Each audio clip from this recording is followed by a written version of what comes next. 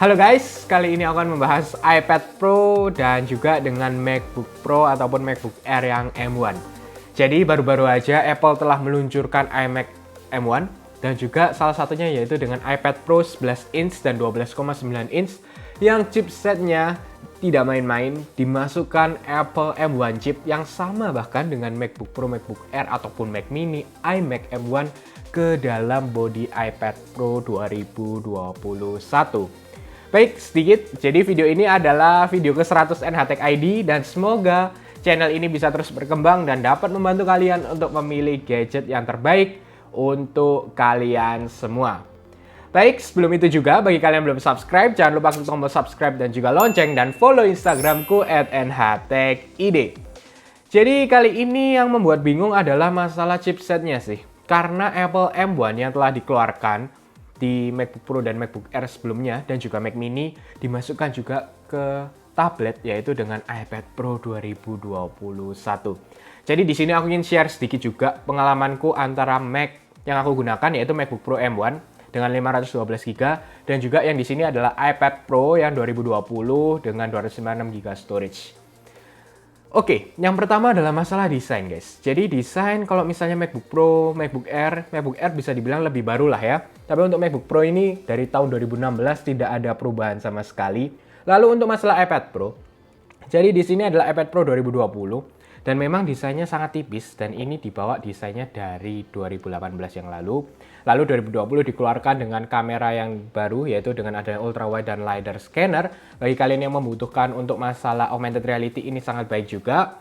Lalu di sini dikeluarkan lebih baru lagi dengan iPad Pro 2021 yang sedikit berbeda di 12,9 inch. Lalu lanjut untuk masalah display, jadi memang di sini adalah masih LCD untuk di iPad Pro 2020 dan iPad Pro 2021 yang 11 inch. Lalu juga diberikan yang terbaik di MacBook Pro M1 ya, sama dengan MacBook Pro sebelumnya yang diberikan masih LCD dan masih yang terbaik diberikan oleh Apple di kelas MacBook. Jadi untuk yang 11 inch nanti di 2021 ini masalah displaynya sama Liquid Retina display yang digunakan sebelum-sebelumnya ya untuk masalah iPad Pro dan memang untuk masalah kualitinya masih sangat baik yang diberikan. Aku tidak ada komplain sama sekali. Apalagi nanti untuk masalah 12,9 inch bagi kalian yang sangat membutuhkan untuk HDR konten, jadi benar-benar bisa melihat HDR di iPad Pro 12,9 inch yaitu sangat baik lah dengan mini LED yang diberikan. Dan ini yang pertama yang digunakan oleh Apple dengan teknologi mini LED. Lanjut masalah kamera. Jadi kalau masalah di MacBook Pro ini ya kalian tahu lah ya kamera depannya masih 720p. Walaupun dengan ISP yang lebih tinggi, terima kasih kepada Apple M1 chip. Tapi kalau masalah di iPad Pro apalagi yang 2021 nanti ini akan menggunakan 12 megapiksel ultra wide kamera yang diberikan di iPad Pro 2021. Kamera belakang juga akan menggunakan kamera wide dan ultra wide dan LiDAR scanner.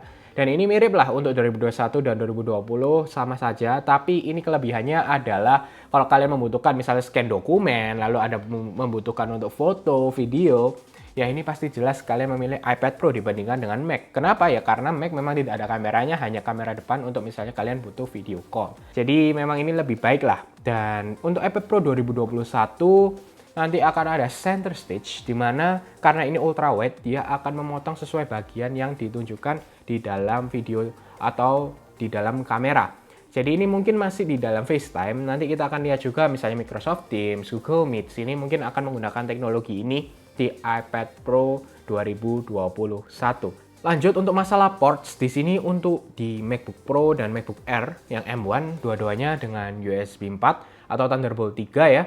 Kalau masalah di iPad Pro 2021 semuanya dengan USB 4. Jadi kalau yang sekarang nih di iPad Pro 2020 kan masih satu USB-C, tapi masih tidak secepat yang baru karena nanti untuk yang iPad Pro 2021 ini yang sudah akan keluar di bulan Mei di beberapa negara ya. Nanti walaupun ini hanya satu tapi memberikan kecepatan yang sama dengan yang ada di MacBook Pro ataupun dengan MacBook Air M1. Jadi kalian bisa expect untuk ngopi file itu akan sangat-sangat cepat. Dan bisa untuk external storage juga diberikan lebih baik. Lalu juga dengan external display. Kalau kalian misalnya mau nih dengan monitor pasti akan jauh lebih baik. Tapi aku nggak sabar juga melihat ya. Karena untuk sekarang misalnya aku colokkan ke HDMI ya. itu kan masih kotak ya, tidak bisa benar-benar full untuk di full display monitor ataupun TV kita. Dan untuk RAM-nya juga, untuk yang di 1 TB ke bawah semuanya ya, mau 11 inch, 12,9 inch iPad Pro 2021 akan mendapatkan 8 GB RAM. Jadi ya ini nanti akan sama juga yang aku gunakan di MacBook Pro M1 ini, secara nggak langsung masuk di iPad Pro 11 inch ya. 11 inch lah, kita ngomong yang paling kecil 11 inch bisa mendapatkan 8 GB RAM dan juga dengan Apple M1 chip. Untuk masalah Wi-Fi sama, jadi nanti iPad Pro 2021 juga menggunakan Wi-Fi 6 sama dengan MacBook Pro, MacBook Air M1 dengan Wi-Fi 6 juga ya untuk Wi-Fi 6. Lalu juga dengan masalah seluler, jadi untuk iPad Pro 2021 akan mendapatkan 5G. Lanjut untuk masalah baterai, jadi baterai mereka juga mengatakan walaupun dengan 11 inch Liquid Retina display biasa dan 12,9 inch dengan mini LED, semuanya sama kurang lebih dengan 10 jam. Nah ini sedikit kalah ya, bukan sedikit sih ya, 2 kalinya. Karena untuk masalah MacBook Pro M1 bisa 20 jam kalau yang dikatakan oleh Apple ya, jadi hampir 2 kalinya. Kalau masalah baterai ya kita nggak bisa komplain sih ya, body dengan tipis yang sekecil ini untuk iPad Pro ya. Lalu dibandingkan dengan untuk misalnya MacBook Pro ini sangat tebal sekali ya, perbandingannya ya berbeda ya.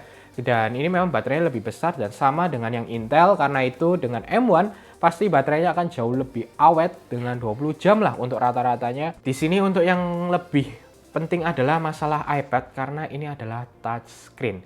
Jadi kalau kalian membutuhkan touchscreen lalu dengan lebih mudah dengan mobility, apalagi kalian membutuhkan Apple Pencil. Jadi kalau kalian benar-benar membutuhkan Apple Pencil, ya kalau misalnya kalian suka nulis, contoh ya, aku menggunakan iPad ini sebenarnya lebih ke nulis-nulis sih, menggunakan GoodNotes 5 ataupun di Apple Notes. Menggunakan Apple Pencil ini sangat baik karena ada touchscreen di sini, dibandingkan MacBook Pro juga nggak bisa ya, jadi hanya ketik aja. Dan memang kalau misalnya dengan iPad, ini sangat mudah sekali. Kalau aku mau menggunakan Magic Keyboard, aku tinggal pasang. Kalau aku nggak mau, aku tinggal lepas. Mudah karena dengan menggunakan magnet. Aku mau tulis-tulis, tinggal tulis-tulis di iPad Pro-ku. Ini sangat simple diberikan di iPad Pro karena ini adalah tablet yang terbaik dari Apple. Dan di sini aku garis tengah ini, ada garis tengahnya. Ini adalah tablet ya. Jadi untuk MacBook Pro, MacBook Air ini benar-benar Mac. Kalau bisa kita bilang adalah komputer lah, laptop. Jadi lebih kuat. Dalam hal beberapa aplikasi yang diberikan pasti berbeda dengan kelas tablet dan kelas untuk komputer, dan juga masalah softwarenya aja untuk operating system yang berbeda. Karena di sini menggunakan iPad OS, jadi masih basisnya adalah yang kalian gunakan di iOS ataupun di iPhone kalian. Kalau di sini sudah benar PC, yaitu dengan Mac OS. Aplikasi-aplikasi yang diberikan contohnya dengan Adobe Photoshop, memang ada di iPad, Adobe Illustrator, Final Cut Pro, lalu dengan Microsoft Office, semuanya untuk desktop version ya. Kelas desktop diberikan di MacBook Air ataupun dengan MacBook Pro M1. Dibandingkan dengan iPad di sini, memang ada Adobe Photoshop, sekarang bisa dibilang adalah desktop class version. Safari-nya juga sudah desktop class. Illustrator juga masih baru dan mereka juga mengatakan akan terus improve. Microsoft Office juga datang dengan trackpad support yang diberikan oleh Apple dengan iPad.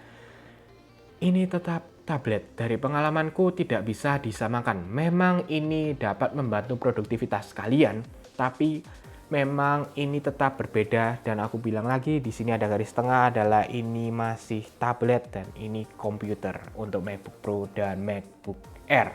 Apalagi masalah kursor. Di sini kursornya sangat presisi dibandingkan dengan yang ada, walaupun sekarang sudah bagus. Trackpad support bisa dengan Magic Keyboard ini. Lalu kalian mau menggunakan mouse juga bisa. Tapi itu presisinya nggak persis sepresisi yang diberikan dengan kursor di MacBook Pro ataupun MacBook Air M1. Photoshop pun sekarang sudah native di Apple M1. Sangat nyaman menggunakan Adobe Photoshop kembali ke Apple dengan MacBook Pro, MacBook Air M1 atau desktop class lah kita bilang, dibandingkan dengan Adobe Photoshop yang ada di iPad. Tapi beberapa hal masih tidak bisa digunakan di iPad. Bahkan untuk grid dan guides pun yang ada di Adobe Photoshop yang menurutku sangat penting di Mac, masih akan datang terus di iPad version. Lalu beberapa software, aplikasi yang Microsoft Office, aku kembali ke Microsoft Office, Word, Excel, PowerPoint-nya memang sudah sangat baik di iPad, tapi tetap berbeda, experience-nya tetap berbeda kalau kalian menggunakan di MacBook dengan full desktop class version. Masalah harga, ini juga sudah nggak murah. Jadi memang kalau misalnya kalian ngomong lah, kelihatan lebih murah kalau iPad-nya aja sekitar 1199, jadi masuk Indonesia untuk 11 inch kemungkinan harganya akan sama sekitar 15,5 jutaan untuk yang resminya masuk di Indonesia. Belum Magic Keyboard. Magic Keyboardnya sekitar 5 jutaan, 6 jutaan. Lalu untuk masalah Apple Pencilnya ini 2 jutaan. Jadi ya kalau bisa dibilang sekitar 21 jutaan. Harganya sama dengan MacBook Air M1 ataupun dengan MacBook Pro M1 yang sekitar 256 GB storage.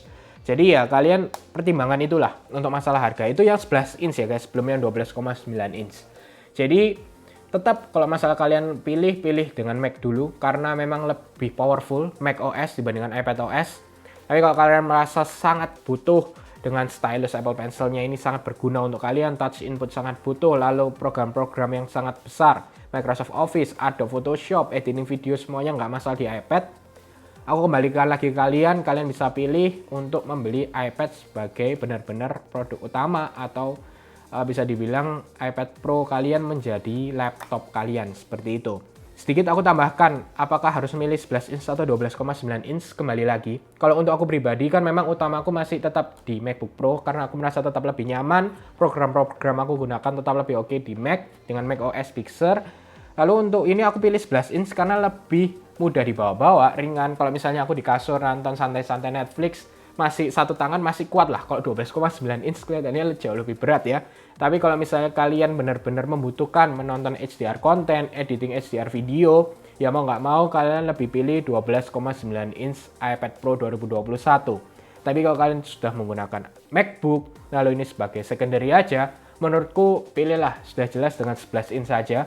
Tapi bagi kalian pengguna iPad Pro 2018 atau 2020, kembali lagi ke kalian. Karena sebenarnya A12X, A12Z itu sudah sangat baik. Dan aku tidak komplain sama sekali sebenarnya dengan iPad Pro 2020ku. Semua yang aku gunakan mobility dan juga kekuatan yang diberikan sudah sangat baik diberikan di iPad Pro 2020. Jadi itu sih pengalamanku antara keduanya ini. Jadi sekali lagi garis bawahi, ini tidak sama, ini berbeda. iPad tetap tablet, MacBook lah tetap MacBook dengan desktop class version. Jadi kalau masalah software-software lagi, kalian bisa tanya-tanya nih, komen di bawah, kita bahas bersama beberapa aplikasi ataupun lebih baik yang mana. Dan memang kedepannya aku akan bisa lihat bahwa iPad Pro akan terus berkembang, apalagi dengan chipset yang sama dengan Mac. Pasti software-software dari aplikasi dari developer, ada Photoshop pun yang biasa kita umum akan terus improve dan memberikan yang terbaik di iPad version. Oke, semoga kalian suka dengan video ini. Jangan lupa untuk share, like, subscribe, dan sampai ketemu di video selanjutnya.